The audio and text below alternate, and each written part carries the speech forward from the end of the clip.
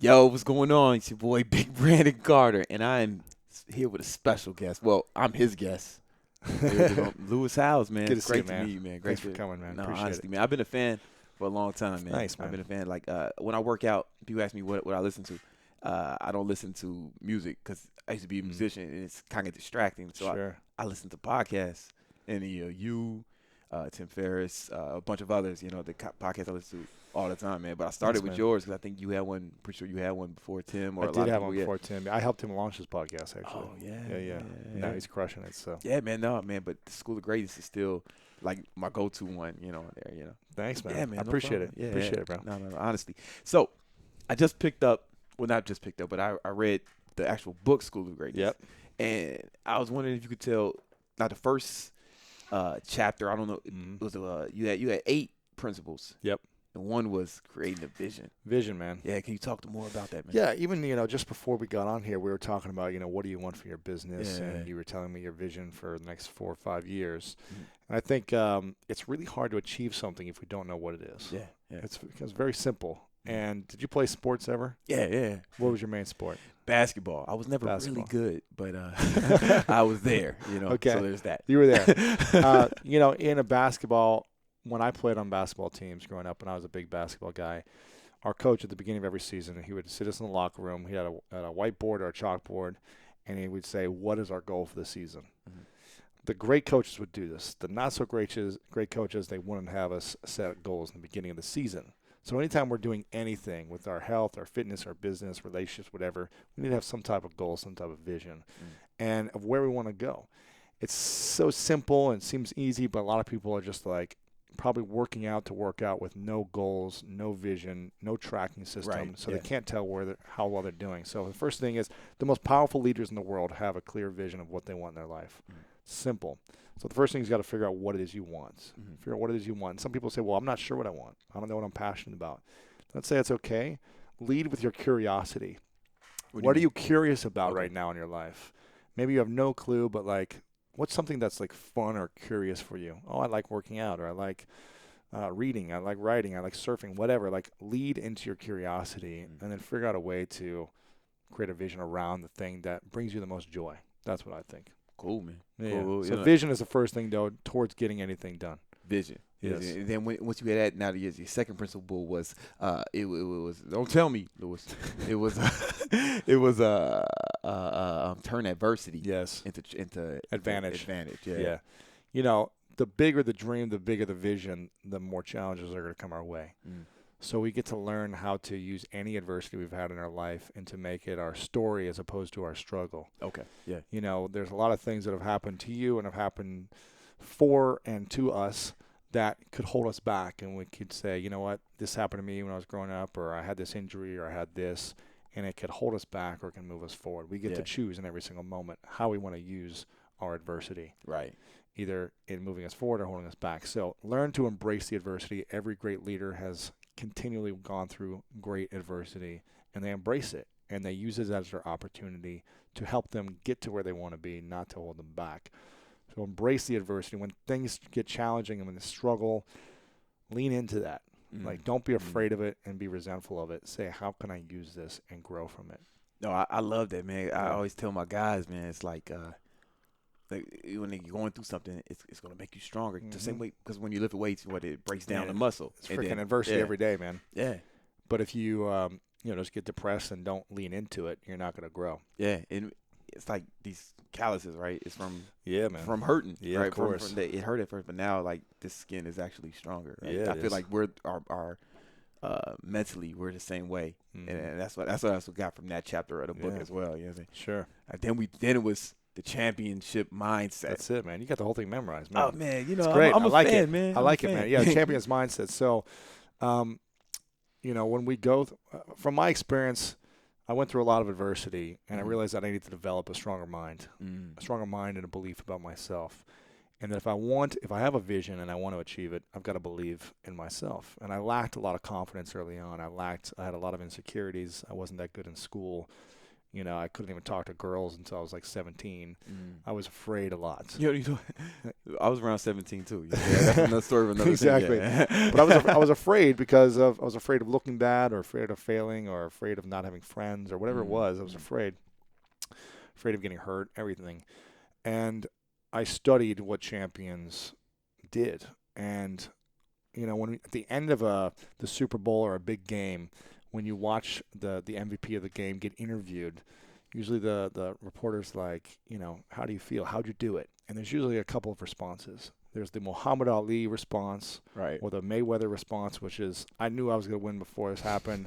I'm the greatest. Like, no one can stop me. I'm the best. I know I'm the best. Or there's the other response, which is, first I want to give all the praise and glory to God, or Jesus, or whatever they want to give it to. Right. And my teammates, and, without them, I am nothing. It's like either way, there's something in common, a strong belief. There's such a strong belief that they are going to achieve, that they have the strength, the power, the ability, whether it's because they did it or someone else did it with them or for them. So we get to develop that. If we don't believe so confidently in ourselves, it's really hard to get through the struggle and the challenges, which are necessary for you to go through in order to get to the vision. Got it. It has to happen for you to get there. There's not going to be an easy path every single day. There's going to be struggle with any dream. If you don't want to have struggle, then don't have any dreams. Yeah. You know what I mean? I heard what's Les Brown say? You can't stroll to your goal. You can't. Yeah. You cannot. Especially if it's a big goal that is inspiring in any way. Inspiration doesn't come from people doing easy things. It comes from people doing challenging things and overcoming them. Exactly. We don't make movies about. We don't go watch movies about guys who just showed up and everything worked out. Great today, man. Yeah, that wouldn't be a compelling story. Exactly. Yeah. So develop the champion's mindset. Develop skills, master skills, so that you can feel confident about what you're capable of creating. So become an expert at working out. When you can lift a certain amount of weight, you feel confident when you go in the weight room. When you can shoot 9 out of 10 free throws, you feel confident when you get fouled on the line, as opposed to, I'm not sure if I'm going to make this shot. Do the repetition, do the reps you need to develop a tool belt of incredible skills that you can just whip out at any moment. Just whip out skill. Like Batman's belt. Yeah, master things in life. Yeah. Whatever you love, you're curious about, master it to a certain level where you're better than most people. Yeah. I always say that confidence comes from competence. Like if you're, like kids always ask me, how do I become more confident? I get these emails and I'm like, man, well, if you get real good at something, you'll be pretty confident in that area. Yeah. If you sit around and just complain, you're not going to be confident. Yeah. I feel like there's a difference between that and like self-love. Like I feel like people. Here's your question. I don't want to gear up to, but it's a hypothesis I have. And since I'm in greatness school right now, I figure I ask the greatness teacher. There's a difference. I think this is my brain, right? I think there's a difference between confidence and like self-love, right? I feel like it's two different things. Like for instance, my grandma, she loves herself, and we all love her, right? But she's 97. Like we don't even leave her alone. We have so little confidence in her ability to like take care of herself, right? We never leave her alone. That doesn't mean we don't love her, or like a baby, like everyone loves babies, and but you have confidence in a baby? Of course not, right? Like I feel like they're two different things. Yeah, of course. Well, I mean, self-love also, I think that's something that a lot of us don't do enough of, is self-love care. It's taking care of ourselves, our health, our mind, our emotions. Loving ourselves, I think, is an important step in being able to give to other people. Yeah. Life is about, the last chapter we talk about, point of greatness is being in service. And if we're not in service to ourselves, we can't give that to other people.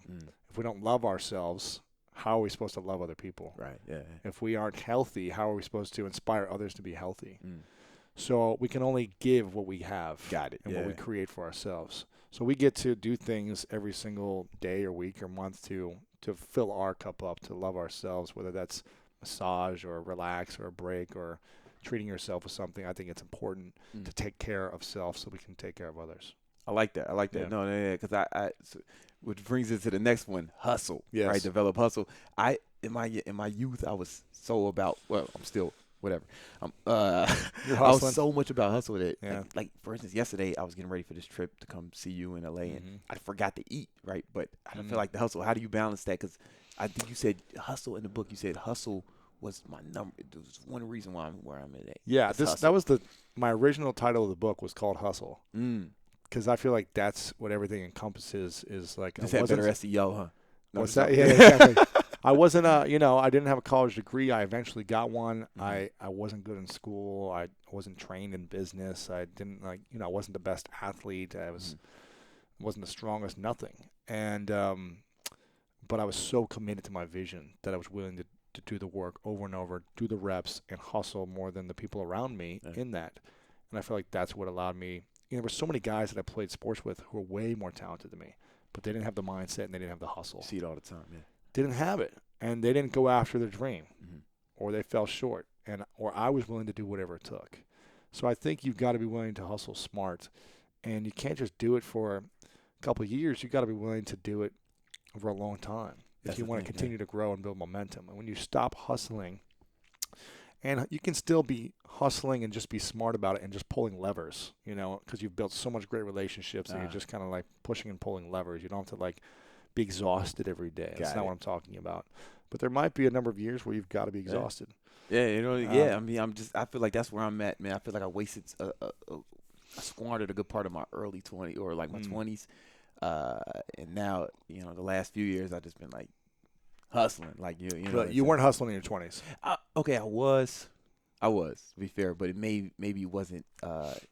I didn't have focus. Yeah, you're hustling on your body or your music, or you're all over the place. I was all over the place. I didn't have the focus, So maybe that it's like I didn't have the clear vision. Yes. Number one, man. Yeah, this book is 10 years late for me, man. That's what I'm trying to say. Vision is it. I mean, if you don't have a clear vision and you're just working hard to work hard, the energy is going to go scattered. It's not going to go towards the goal. So you're never going to hit the mark because you don't know what the mark is. So you've got to have a clear mark you want to reach towards. Yeah. And the mark can shift and change based on your interest level. And, there was a year in high school I was like, I don't really care about baseball anymore, so I'm not going to play. It's not my vision anymore. I'm going to focus more on something else. So we don't have to have it all figured out and know what we want to do for the next 20 years right now. But figure out what you want to do this year, and what you think you want to do over the next couple of years and have a vision towards that. Got it. Yeah. See, honestly, like, it's a good thing that vision is the first step because that's it, man. I had the drive. Like, I had the hustle. Like, I always had that. You wanted to get results on something. You just didn't know what. I just didn't have the focus, man. So, like, but you were putting a lot of energy in music, right? Music, yeah. I was actually. You a rapper or a singer? I was a rapper, or producer. I play guitar. I know you play guitar. Yeah. Keyboard. Wow. I'm not good at keyboard, but there was a point where I got really good at guitar. This is old Brandon Carter YouTube. I'll check it out. Acoustic videos. I'll check it out. Acoustic covers. I like it. And drums a little bit. And wow. I always thought I'd be a professional musician in some capacity. I got signed to Sony Records right after college, and then they merged with BMG. I lost my deal. I got dropped. And now I'm like, what do I do? And I didn't really have the love for the music after the industry. I didn't have for the industry, right? I still love music or whatever, but it's not. It was like I didn't. So I was like floundering over there. I didn't have the vision. Interesting. Interesting. And when did you get into music or into fitness? I've been working out since I was 17, man. Yeah. I was working out and it was just something that I noticed how it changed my personality. Like I was real shy, like you like you said. And 16 is when I started, and I was like shy the way you said you were. Yep. And then fitness, I got this theory. I've seen it happen a long time. What happened to me was, you have to make these certain commitments to yourself every day when you're going to accomplish something. And I think making those kind of commitments allows you to trust yourself more. Of course. And then when you trust yourself, what do you have more confidence? You believe yourself. And so I saw how it changed my personality. And I started training other people. When you're working out. Yeah. Even like it wasn't the results, like necessarily results. The inner feeling. Yeah. Of doing like keeping these little promises to yourself every day. Man. It does something. And I've seen it happen. I've been training other people for 15 years. Wow. Yeah, like it was like my job while I was struggling. Sure. And I just seen it happen, man. That's how you were making money, because you weren't making money in music. Exactly. Well, there's some other things that, but yeah, primarily. Right.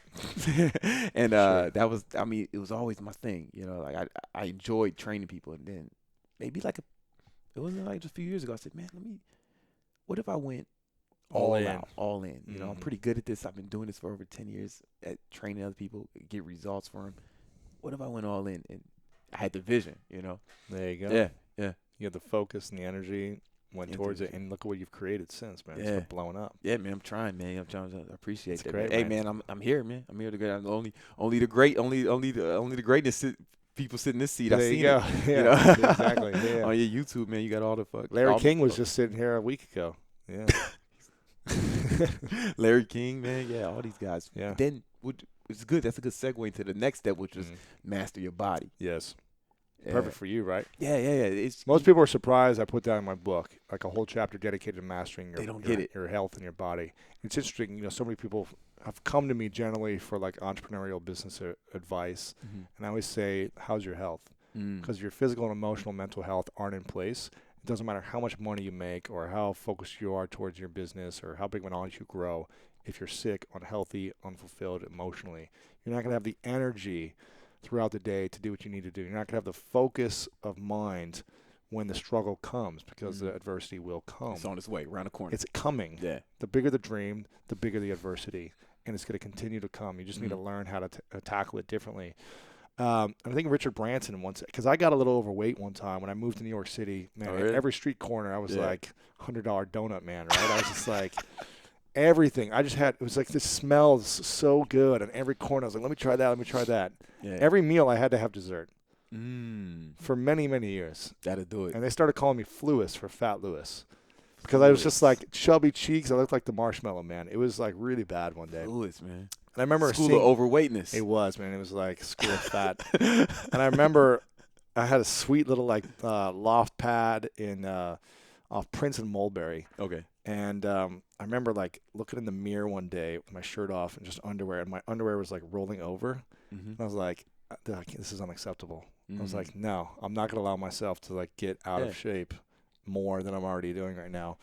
And I remember reading something that Richard Branson said. He was like, when someone asked him, what's your key to business success? He said, mastering my health. And I was like, that's fascinating that his answer was not like, I don't know, building my team or systems or whatever. It was just like fitness, health is the key to being great in business. And the more I started to train my mind, and I started drinking green juice every day in New York and cut out sugar and, you know, gluten, I just started researching more, because my whole childhood, I thought that mac and cheese was healthy. I thought that pizza, you know, was healthy. It's just like it's protein. It's protein on exactly. The I was like, this is good. This has got to be good. Calcium, man. It's good. It's got vitamins in this cheese, right? Whatever. And just so uneducated. You know, growing up in the Midwest in a small town, I was just uneducated. Yeah, I'm from Chicago. Yeah, exactly. You're from Ohio, right? Exactly. Yeah. And when I started to master my body, and listen, when I was playing sports at a high level, I was eating crap. Yeah. And during games and practice, I was always yawning. And I never knew why I was yawning. I was just always like tired, tired. And my body was great. I was in good shape, but it was just like I was tired. I didn't have the energy to like really sustain without being exhausted at the end of every game. And when I shifted that and started really researching and educating myself and listening to the right podcasts and meeting health experts, I just started trying new things and eating healthier and dropped the weight and just started feeling like incredible. I felt like unlimited energy. It's like I had rocket fuel. You know what I mean? Now you're going to the Olympics. Exactly. You're going to the we Olympics didn't qualify, but I'm going to watch. We didn't qualify. Yeah. Oh, yeah, it's still awesome. Yes. I'm on the USA team, though, so we just didn't qualify. But mastering your health, I think, is the only way to help you overcome those obstacles when they come your way. It's going to give you a clearer mind, clearer energy on your path to greatness. Man, I'm glad it was in there, because I think it's easy when you're trying to build a business to – or if you set goals to like, I'll worry about that later. But I was glad that it was there as a because I see you got Tony Robbins on the wall. I know you did the interview with the video of him on in the jet, which is awesome. Yeah. When I have you on my jet, man, I got to get it first, man. I'll get you on there. Yeah, let me know. I got the vision, bro. I got the vision. Good. What was I talking about? Oh, that's right. Okay. So anyway, I read his book when I was like 17. Waking the Giant Within, and still one of my top 5. And he said something that I'll never forget. He said, motion creates emotion, meaning the way your physiology. Yes. Right. So if you're big, lethargic and if you're like slow. big guys aren't usually standing up all usually just you're tired, man. You're carrying this extra weight. You're just not, like you said, you're always, even if you're not overweight, you said that lethargy like you felt. It's hard to go all out and have that hustle you talked about. Yeah. When you don't have energy. That's it, man. That's it. And the funny thing is, the richest people in the world who neglect their health, when they have cancer or they have strokes at 55 years old, they would give anything to give up all their money to have another year or two of their life back. Steve Jobs, one of the richest dudes, like, for what cost, what price did he pay to deal with the amount of stress that he dealt with to build something so great that he built, but at what price did he pay? I'm sure he would give all of his money back to have another year of his life available for him.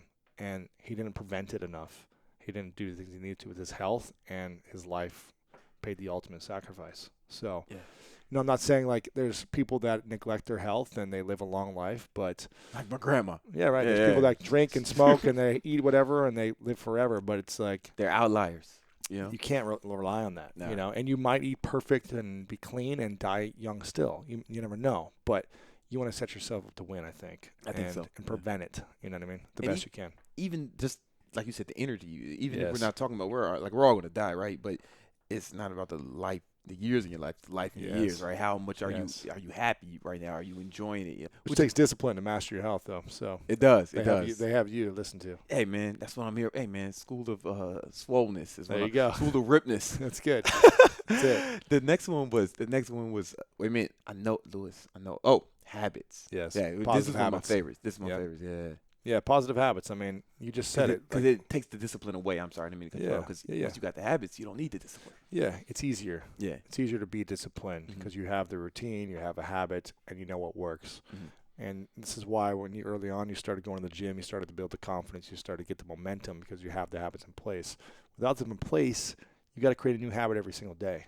Or you've just got to like show up and try to like react to everything happening to you in your life as opposed to creating what you want with your habits and routines. So develop something on a daily basis throughout the morning, the afternoon, and at night to set you up to win, to hit your vision. And we were talking about this before. I like to meditate 10 minutes in the morning and 10 minutes at night, and I'm not always perfect, but I feel like when I do, I feel way better throughout the day. Way better. I feel more relaxed. I feel focused. I feel less reactive emotionally to situations. I can handle the LA traffic a little better type of thing. And I feel when I work out in the morning, I feel more productive as well. When I make my bed every day, I'm extremely productive. I got to start. I still got to get that one It's a game changer, man. I'm telling you, a simple act of making your bed makes you complete, gives you confidence, builds momentum, and puts you in a mindset of completing throughout the rest of the day and being productive. I heard Tim Ferriss say it too, and I read in your book, I'm like, all right, let me make the damn bed. Yeah, make the bed in the morning. Just cleans your space, man. Yeah. When you clean space, clean mind. Messy space, messy mind. It's just like when you're working in your office. You've got stuff all over your desk. It's hard to get something done, and that's why everyone goes and like, before I want to do anything, let me just clean my space first. Yeah. I'm assuming this is your space because you're looking at John like you got a messy space. It's the worst. Even clean it, man. Look at this place. Clean it. It's immaculate. Clean, And if you're not good at it, you need to hire someone who is. I make my bed because it's my bed. Yeah. But I'm an assistant that does everything else and make sure everything else is in order because it's too much time and energy for me. But my bed is personal. So I want to make sure I could have someone do that. She could do my bed too, but I try to do it as often as possible myself. Not every morning, but most mornings I do. And I just feel like, when I go back into my room and when I come back in at night, it's a clean space to get relaxed and comfortable in, as opposed to a messy space, messy mind at night. You know what I mean? It's just all these little subconscious things. I totally know that's true because there's been times in my life, like there's been times when I'm working on something, and I've checked in the hotels to work just because it's clear. No clutter. Clean. Or when I fly, I always get the best work done I get so much work done on planes. One is isolation from distraction. Yeah. So I'll spend money on first class flights, Sure. not Just for have the to luxury, focus. just focus. You know, Yeah. Space to and use. space, no clutter, no clutter. Yeah. So if I can, I gotta hire somebody. If you like a job, email support at Bro Laboratories. You like to clean. Laboratories, yeah. Exactly. Exactly. I like that. I like that. So all right, I'll start making my bed. But then it's like, that's perfect segue into building your team. That's it, man. Building a team. So, if you have a bigger dream, we can't do anything on our own. We can't do anything great alone. If you have a big vision to make $1 million, there's no way you can do it all on your own.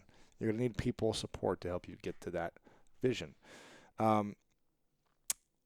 Especially the bigger the dream, you need a team. Like Steve Jobs didn't do it on his own. He had 20,000 employees, you know what I mean? People working with him, supporting him to get his vision to come to life. So you got to build the team around you. Even if you're starting small, even if you're 20 years old, you may think like, well, I can't hire anyone.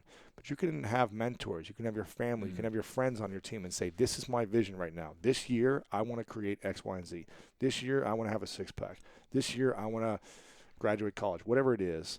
And you can get people to support you who are experts in the area of helping that and make it come true. That's great advice. I mean, like, that's great advice. Like, because I recently I had a friend who's a mentor, and he has a supplement company that's way bigger than mine. Like, they do, and way bigger than mine. Like, they do, like, crushing it. Yeah, crushing.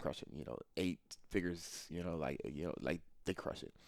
And I didn't have to do this, but I pay him every month a consulting fee just to, hey man, I just need an hour of your time. Yeah. Because I value it. And how much better does your company do because of that mentorship and coaching? Man, we 5x'd in revenue since I got him, since I've been just paying him just consulting. And executing the things he's been telling you because he knows what to do. All I do is just do what he says, man. I don't even guess. Right? That's the beauty of having a coach. Somebody like Jordan didn't win without a coach.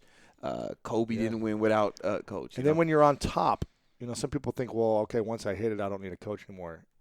Jordan always had a coach. He didn't say, okay, this season I got a coach. Like, we won the championship last year. I think I'm good now. Like, you don't need a coach anymore. No. He hires better coaches, personal coaches, trainers to do whatever. Yeah, Tim Grover was his trainer until he retired. Yeah. So like to the third time he retired from the Warriors. Right. Tim Grover was his trainer the whole time. Crazy.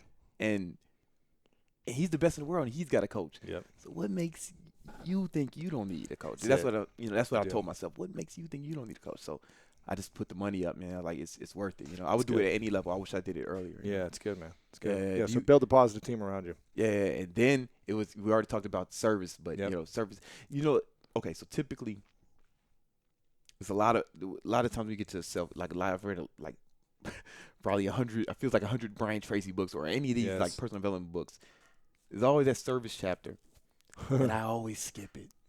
But I didn't skip yours, and I read this. But I would like more info because I think I was more selfish in my youth. Absolutely, man. Me too. Here's the thing. In my teens and 20s, it was all about me, and I made it all about me and what I wanted and what I wanted to achieve and who I needed to be better than, and how much money I wanted to make, and how many accomplishments I wanted to have and be able to talk about. How I wanted to be recognized. It was all about me. And I'll tell you what, I was so driven to make them happen that I did. But the cost and the price was loneliness, was suffering, was emotional pain, was hurting people. And my ego really, hurt me emotionally. And it wasn't until, and listen, I was always a giving, loving person as well. But it was just like, I made it more about me than anything else. Yeah. Because I wanted things. And when I started to shift this a number of years ago, about 5 years ago, and I said, you know what, I really want to start giving back. And I've made a lot of money now, but I'm just not feeling the fulfillment. And when I started to give back financially, emotionally, coaching of my time, whatever it may be, it was the greatest fulfillment. Yeah, it's better, right? When we give, we receive the greatest gift, actually, is in the giving. The getting is in the giving. Yeah. People forget this. They want to receive. It took me a long time to realize this, but the getting is in the giving. And there's no greater life than living a life of service, Now, it doesn't mean neglect yourself and neglect your dreams. It means in the pursuit of your dreams, how can you give to others around you? Exactly. How can you make it about inspiring others? How can you get in shape, but also create content and spend your time and money and energy to produce something to give to other people? So you're helping people along your dream and journey as well. Yeah. And that is inspiring, and it's way more fulfilling than just making it about yourself. Yeah. No, definitely. I wish it's like it makes me wish I didn't skip those service the chapter because once I made that shift too, and then it's like when I get like testimonials from people, like there's nothing I can buy that would give me that feeling. Because I know it, because I've been in that person's shoes. You know, like you said, you said you were shy, and then you got sports in it. I know what that does to their mind. You know, it's more of a mental thing than it is a physical thing. Exactly. So when I get those testimonials and people telling me I changed their lives, and powerful, right? Yeah, man. I'm sure you get it too all the time, man. And it's nothing I can buy that's gonna feel like that. No. You know, like it's nothing. You know. So a car, watch, maybe for a moment it'll feel fun, but not fulfilling. It's cool. It's cool until the next thing comes out. Exactly. But this doesn't replace this. This can't be replaced by the next thing. It's not. It's a different thing. So it took me a while. Maybe it's something you have to grow up to understand. Yeah. Maybe you have to go through what you're talking about, Suffering, the pain and the frustration, to get it. Yeah. Hurting yourself. Yeah. Well, man, honestly, man, I love the book. I've been a big fan of the podcast. You know, I told you earlier, but I read your other book on webinars. Yeah, man, I appreciate it. The first one, like, I appreciate it, man. But this one is really good. It's really good. And those of you guys know I do book reviews. This is one of my favorites this year. So yeah, man, check it out. I'll put a link in the description. You can buy wherever books are sold. Yes. Where else can they? You got a podcast, right? I do have a podcast. Yeah. School of Greatness on iTunes, or just lewishouse.com to learn more. Nice, man. All right, man. Appreciate it. Appreciate it, Brandon. Thanks, man. Yeah, appreciate it.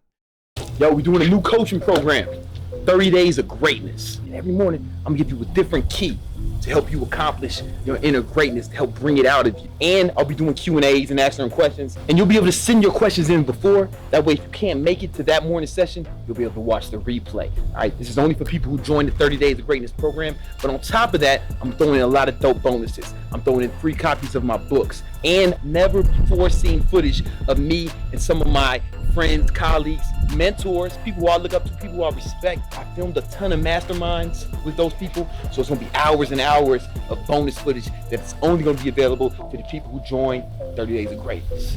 It takes 21 days to build a habit. I'm throwing in 9 extra ones, because I want you to become great. I want to bring that out of you. And if you already are great, let's become greater. There's always room for improvement. Let's do this. Let's do this together, all right? Click the link below to sign up, man. While I get back in the shower.